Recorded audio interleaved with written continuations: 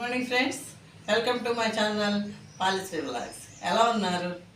ఈరోజు మీకు ఒక పండు చూపిస్తా, దబ్బ పండు. ఇది దబ్బకాయ.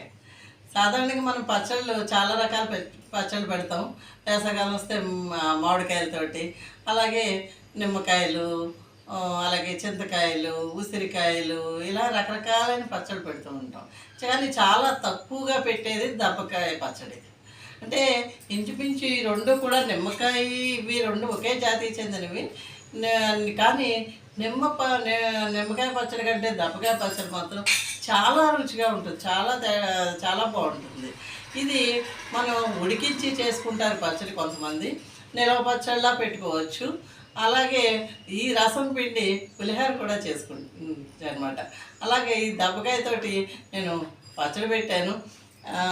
మామూలుగా నిమ్మకాయ పచ్చడి ఎలా పెడతామో అలాగే ముక్కలు కోసి ఉప్పేసి ఊరబెట్టి 3 రోజులు అయిన తర్వాత పసుపు కూడా వేయాలి.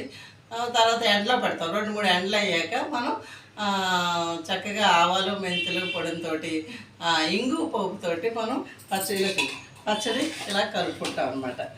ఇది చక్కగా ఉంటుంది, చాలా బాగుంటుంది. కొంచెం నెయ్యి వేసుకొని తినండి, చాలా బాగుంటుంది అన్నమాట. ఇది దగ్గర నేను 4 కాయలు పెట్టాను. 4 కాయలు పెడితే ఇక సీసాడును ఈ పచ్చడి అయితే మీకు చూపిద్దామని బేసన్లో ఉంచాను అనమాట. అలాగే మన నిమ్మకాయలు కూడా అంతే.